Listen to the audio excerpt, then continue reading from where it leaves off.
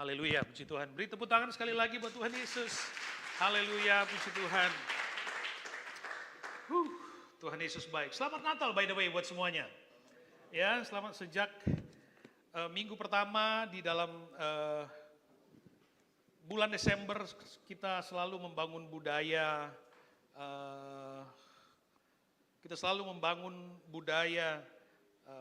se-early mungkin untuk terus menikmati Natal buat kita bersama. Dan hari ini pun di minggu-minggu yang terakhir ya, ini Advent yang keempat, malah masa Advent keempat untuk kita menyambut kelahiran Tuhan Yesus Kristus nanti. Oke. Puji Tuhan, haleluya. Nah, saudara yang kekasih dalam Tuhan, saya selalu mengatakan kepada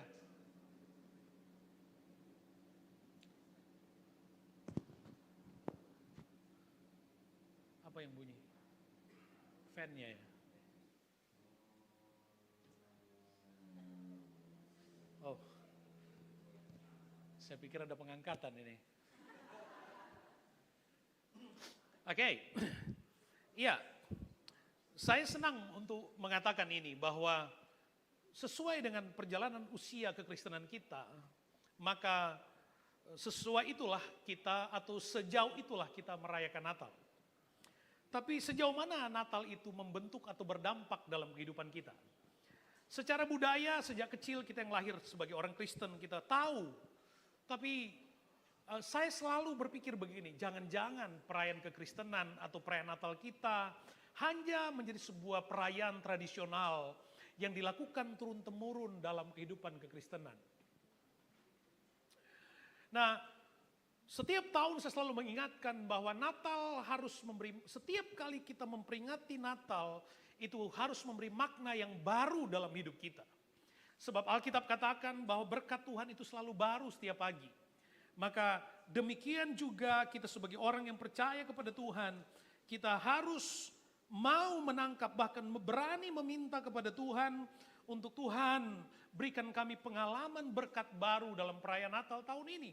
Atau paling tidak hari ini. Perayaan Natal yang kita rayakan setiap tahun itu dimulai, kemudian secara resmi dimulai sejak tahun 336 Masehi. Di masa pemerintahan Kaisar Konstantinopel. Dia seorang kaisar Romawi yang pertama kali menjadi Kristen. Sejak itulah, maka secara resmi hampir 2000 tahun Natal dirayakan, tentu dengan berbagai versi. Tapi perayaan Natal pada konsep originalnya adalah perayaan dalam kesederhanaan. Dan itu esensi dari Natal sebenarnya. Ketika Natal secara resmi dirayakan, atau mungkin sebelumnya juga sudah dirayakan dari kelompok-kelompok kecil orang-orang percaya pada zaman itu.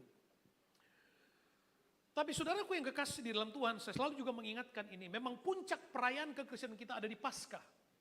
Paskah itu puncak perayaan hari raya kekristenan kita. Tapi tidak berarti bahwa kemudian Natal itu menjadi sesuatu yang tidak penting. Memang dia tidak dicatat di dalam Alkitab untuk dirayakan. Tapi perjalanan sejarah pertumbuhan gereja, kita melihat dan mengalami bahwa perayaan Natal setiap tahun sudah memberi dampak yang begitu besar dan luas. Sampai hari ini perayaan Natal dirayakan di semua benua. Jangan kaget kalau di ujung utara kutub sana ada aja tuh ada ornamen Natal. Dan jangan kaget kalau di tetangga saudara yang notabene gak percaya Tuhan tapi tiba-tiba ada lampu Natal. Kenapa? Bagi banyak orang Natal itu dirayakan sebagai sebuah upacara tradisional, hanya sekedar cari rame-ramenya aja. Bahkan di negara Arab, ya, di Dubai, ada pohon Natal yang begitu mewah dan tinggi lagi.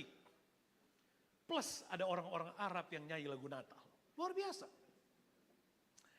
Tapi apakah Natal kita sama dengan orang-orang yang tidak percaya? Tentu tidak. Natal bagi kita adalah perayaan kemenangan iman.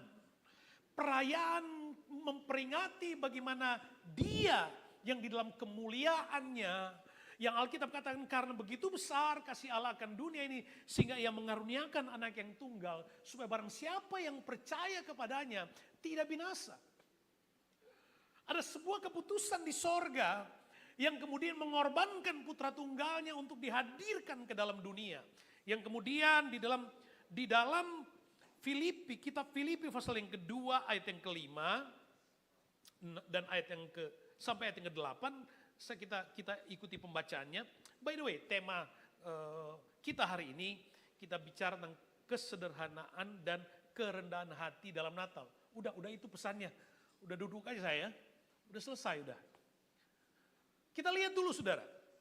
Di dalam Filipi pasal 2 ayat 5, hendaklah kamu dalam hidupmu bersama menaruh pikiran dan perasaan yang terdapat juga dalam Kristus, yang walaupun dalam rupa Allah tidak menganggap kesetaraan dengan Allah itu sebagai milik yang harus dipertahankan. Melainkan telah mengosongkan dirinya dan mengambil rupa seorang hamba dan menjadi sama dengan manusia. Dan dalam keadaan sebagai manusia, ia telah merendahkan dirinya dan taat sampai mati, bahkan sampai mati di kayu salib. Dalam Alkitab mengatakan dalam Filipi pasal 2 ayat yang kita baca, ayat yang ke-6 khususnya, dalam rupa Allah tidak menganggap kesetaraan dengan Allah itu sebagai milik yang harus dipertahankan. Kenapa? Karena Alkitab menceritakan dia yang dalam kemuliaan sorga, kemudian dia memutuskan untuk turun ke bumi yang Alkitab sebut tidak menganggap kesetaraan dengan Allah, dia mengosongkan dirinya dari kesetaraannya dengan Allah dan dia mengambil rupa seorang hamba. Mengambil rupa seorang hamba menjadi manusia. Dan dalam keadaannya sebagai manusia, ia telah merendahkan dirinya dan taat sampai mati. Saudara, bagaimana mungkin dia yang adalah Tuhan, Bapa, dia yang bertakhta dalam kemuliaan sorga, mau dan rela menjadi manusia. Natal menjadi hal yang penting untuk kita mengerti perjalanan kemuliaan dari keputusan Bapa di sorga untuk hadir ke dalam dunia, menjadi atau mengambil rupa seorang hamba, menjadi manusia. Dan dalam kemanusiaannya ia merendahkan dirinya. Saudara yang kekasih di dalam Tuhan, saya menggarisbawahi kata mengambil rupa seorang hamba. Jika dia yang hidup dalam kemuliaan, seharusnya mungkin dalam perspektif kita, dia layak untuk mengambil rupa seorang raja. Bukankah nubuatan di dalam kitab Yesaya mengatakan, sang raja damai, Bapa yang kekal, penasehat ajaib. Dia layak datang dan mengambil rupa seorang raja dengan mahkota tertinggi, terbesar, termegah. Dia mampu untuk hadir pada konsep yang seperti itu. Tapi Alkitab tidak mencatat itu. Sorga penuh dengan kemuliaan. Saya pernah mengatakan sebuah ilustrasi sejak bertahun-tahun lalu. Ada seorang kaya raya penambang emas yang puji Tuhan dia hidup takut akan Tuhan. Ketika dia mati, sampai di sorga pun dia masih bawa emasnya. Begitu dia buka mata, puji Tuhan dia ada di sorga. Dia lihat di lantai penuh dengan emas. Dinding sorga itu penuh dengan batu-batu permata. Dia ingat di kantongnya ada emas. Dia ambil itu emas, pikirnya dia lihat sekeliling. Dia mau buang itu emas. Karena dia pikir jauh-jauh di bawah dari bumi. Dia pikir itu berharga. Sampai di sorga emas cuma jadi lantai. Dia ambil itu emas, dia hendak buang. Tiba-tiba ada suara berkata, "Hei, jangan buang sampah sembarangan." Ternyata sesuatu yang dianggap bernilai di dunia tidak ada yang dapat atau sanggup disamakan dengan kemuliaan sorga. Tapi dia dalam keagungan kemuliaan itu, waktu dia turun ke bumi mengambil rupa menjadi manusia, dia memilih menjadi seorang hamba. Hamba cukup untuk menjelaskan kehidupan dalam kesederhanaan. Dan dalam kemanusiaannya Alkitab katakan, ia telah merendahkan dirinya. He humble himself, kata Alkitab. Yohanes pasal 1 ayat 14, firman itu telah menjadi manusia dan diam di antara kita. Dan kita telah melihat kemuliaannya, yaitu kemuliaan yang diberikan kepadanya sebagai anak tunggal Bapa, penuh kasih karunia dan kebenaran. Firman yang menjadi manusia. Proses perjalanan inkarnasi dari keilahiannya menjadi manusia adalah proses keilahian yang harus dilihat pada konsep Natal itu sendiri. Dari sana Allah memilih, memutuskan kesederhanaan dan kerendahan hati menjadi cara Allah untuk menghadirkan dirinya, mengekspresikan kepada seluruh dunia yang disebut oleh malaikat Tuhan kesukaan bagi bangsa-bangsa. Kesukaan bagi bangsa-bangsa. Natal adalah perjumpaan dengan orang-orang yang sederhana, rendah hati, di tempat yang sederhana. Ia tidak memilih kelompok ningrat tertentu untuk datang menceritakan dia adalah raja. Tidak. Tapi Alkitab mencatat dengan jelas di dalam Injil Lukas pasal 2 ayat 8-9. Kita bisa lihat di sana ia datang kepada kelompok gembala yang sederhana di malam yang sunyi yang sedang mengembalakan ternak dombanya. Ia datang kepada orang-orang yang sederhana seperti itu. Bahkan berulang-ulang hampir 2000 tahun Natal selalu dikenalkan dia yang lahir dalam kesederhanaan di kandang, disebut kandang karena ada palungan. Alkitab memang tidak mencatat kandang, tapi ada palungan. Kemudian dipahami, iya Yesus lahir di kandang. Tidak ada tempat bahkan ketika Maria dan Yusuf mengetuk semua pintu penginapan. Semua penuh. Tidak ada tempat baginya. Tapi ada satu tempat yang berkata, maaf di sini nggak ada, tapi di belakang ada.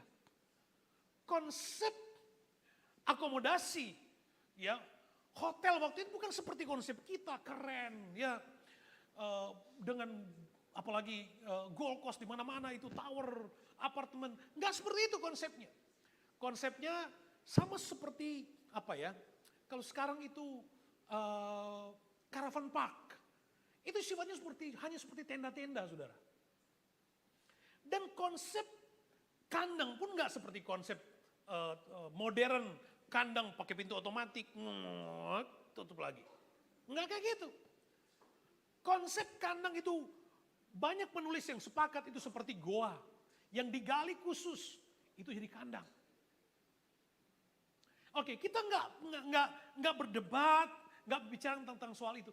Tapi cerita ini dengan sengaja dipilih oleh Tuhan untuk menceritakan kepada kita apa yang disebut kesukaan bagi seluruh bangsa.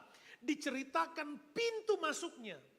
Dia hadir lewat pintu kesederhanaan dan kerendahan hati. Itu Natal.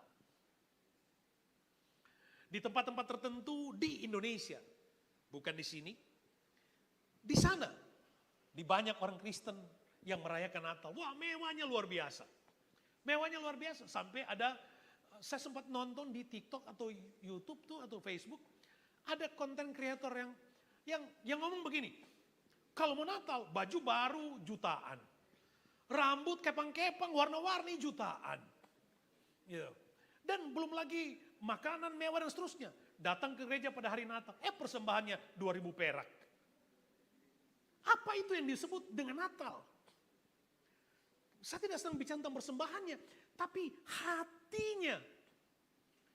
Tanpa sadar dunia sedang menarik kita kepada perayaan Natal yang kehilangan kesederhanaan. Konsep Natal ketika dirayakan sejak awal adalah konsep kesederhanaan. Apa yang mereka buat? Orang-orang yang merayakan Natal dari awal, orang-orang yang ngumpul sesuatu, berikan kepada mereka yang membutuhkan. Diberikan kepada mereka yang membutuhkan. Sekarang kita keren. Ayo Natal, jangan lupa ya tukar kado. Saya nggak melarang, silahkan, nggak apa-apa. Itu konsep fellowship-nya dapat di situ.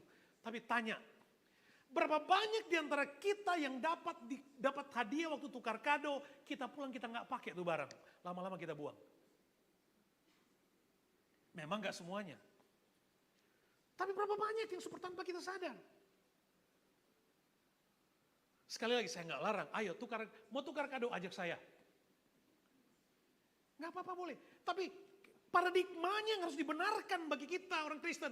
Bahwa perayaan Natal adalah konsep yang diawali dengan kesederhanaan. Dia tidak memilih kemewahan.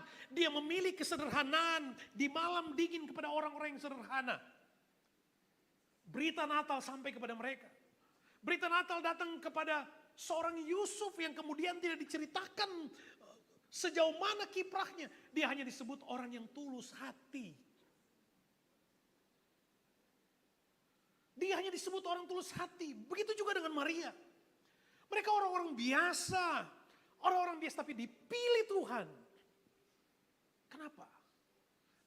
Mereka cukup untuk menggambarkan kesederhanaan dalam kehadiran Yesus bagi dunia. Bagi dunia. Bethlehem. Bukan tempat yang mewah, bukan. Bukan kota yang sekeren Brisbane, bukan. Bethlehem Alkitab sebut dalam Mika pasal 5, itu Bethlehem yang kecil. Tapi dari kesederhanaan Bethlehem yang kecil, lahir dia sang Raja Damai. Di Bethlehem yang kecil dari kesederhanaan kandang itu, melalui orang-orang yang sederhana, para gembala, dari sana Tuhan atau Bapa di sorga menghadirkan sebuah peristiwa besar yang kemudian kita rayakan sampai hari ini dan kita menyebutnya Christmas. Di Bethlehem yang kecil, tumbuh, lahir Daud, seorang raja yang besar.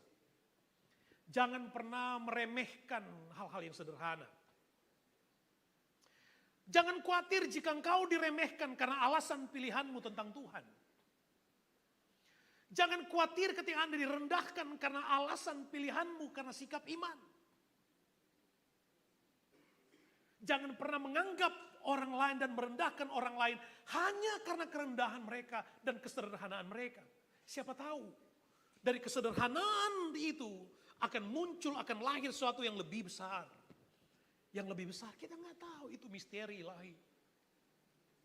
Mestinya kan Yesus lahir Brisbane kayak Mater Hospital kayak, itu kan khusus. Tapi enggak. Natal dikenalkan kepada suasana yang sederhana. Lalu ketika Anda dengar khotbah ini, apakah tahun depan kita nggak boleh lagi merayakan seperti tanggal 22 November yang lalu? Oh, nggak begitu. Saya pun tidak sedang berkata kepada saudara, mari kita memiskinkan diri hanya untuk merayakan Natal. Bukan itu pesan pentingnya. Pesan pentingnya adalah merawat, menjaga iman kita, pikiran kita, supaya kita tidak kehilangan makna ketika kita merayakan Natal. Dan Tuhan mendapati hati kita. Sebagai orang-orang paling tidak seperti Yusuf, yang tulus hati, rendah hati. Rendah hati adalah sikap hati. Kesederhanaan adalah tindakan hati. Ini cerita Natal kita pada hari ini. Jika dia dalam kemuliaannya mengosongkan diri, tidak menganggap kesetaraannya dengan Allah untuk sesuatu yang harus dipertahankan, dia turun ke bumi, hadir di dunia. Mengambil rupa seorang hamba. Menjadi manusia dan dalam kemanusiaannya ia telah merendahkan diri. Banyak sekali ayat di dalam Alkitab yang bicara tentang kerendahan hati. Sebab hal yang paling menarik perhatian sorga adalah kerendahan hati. Kerendahan hati. Ada banyak kisah di dalam Alkitab menceritakan tentang orang-orang yang dalam kesederhanaannya, dalam kerendahan hati datang kepada Tuhan. Dan Allah, Bapa berkenan kepada mereka. Seorang perwira Itali, dicatat dalam Alkitab, ketika dia berdoa meminta pertolongan Tuhan, Karena hambanya yang sakit, dia berkata kepada Yesus, Guru, nggak usah capek-capek datang. Cukup katakan satu kata aja, maka hambaku pasti sembuh. Yesus berkata, wow, ini iman yang luar biasa. Biasanya kan, biasanya, mungkin di sini enggak ada. Tapi biasanya konsep umum berkata, kalau dia punya status kelas yang lebih tinggi, lebih cenderung ingin dilayani. Tapi di sini, waktu dia berhadapan dengan otoritas Tuhan, dia berkata, cukup katakan satu kata, maka hambaku sembuh. Dan dia dipuji oleh Tuhan karena sikap kerendahan hatinya di hadapan Tuhan. Seorang perempuan yang sakit pendarahan 12 tahun. Dia udah berusaha kemana, menjual semua hartanya. Usahanya dalam bisnis anggur habis. Semua tabib dia datangi 12 tahun mencari kesembuhan. Gak ada kesembuhan. Satu waktu, dia dengan statusnya, dia merendahkan diri. Merendahkan diri dan dia berkata, asal ku jamah saja jubahnya. Dia membumi, ia turun merendahkan dirinya, menjamah jubah Yesus. Yang gak menuntut Yesus untuk melihat atau bercakap langsung dengan dirinya. Atau paling tidak Yesus tumpang tangan. Atau kalau gak bisa tumpang tangan, tumpang kaki aja. Dia tidak mengharapkan itu. Dia hanya berkata asal ku jamah jubahnya. Itu prinsip-prinsip kerendahan hati yang dicatat oleh Alkitab. Dan orang-orang yang hidup seperti itu Alkitab katakan mereka lah yang mengalami mujizat Tuhan. Pada pilihan kesederhanaan dan kerendahan hati. Itu ada benih untuk sesuatu yang magnificent. Yang kita mungkin belum tahu. Karena itu rahasia ilahi. Makanya jangan takut ketika pada sikap dan pilihan iman. Kemudian kita harus hidup sederhana, hidup rendah hati. Jangan pernah takut. Sebaliknya jangan juga meremehkan orang hanya karena kesederhanaan dan kerendahan hati mereka. Karena jangan-jangan dari sana Tuhan memunculkan hal-hal yang lebih besar dari apa yang kita bisa pikirkan. Karena itulah kehidupan.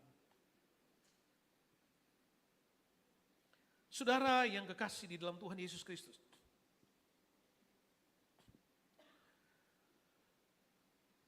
Ia hadir di dunia melalui pintu kesederhanaan seorang hamba dan kerendahan hati. Sekalipun saya katakan tadi, ia mampu dan ia berkuasa untuk datang di tempat yang mewah, megah. Dengan sambutan yang meriah, ada karpet merah mungkin. Pada konsep luxury kita. Tapi tidak. Ia memutuskan dari sorga untuk turun ke bumi menjadi manusia ilahi dalam ketaatan dan hidup rendah hati. Dan dia datang melalui pintu perayaan Natal. Mungkin Anda berkata, tapi kan ada orang Majus yang bawa persembahan. Mereka adalah orang-orang sukses, orang Majus datang setelah Yesus diperkirakan berusia kurang dari 2 tahun. Bukan bayi lagi.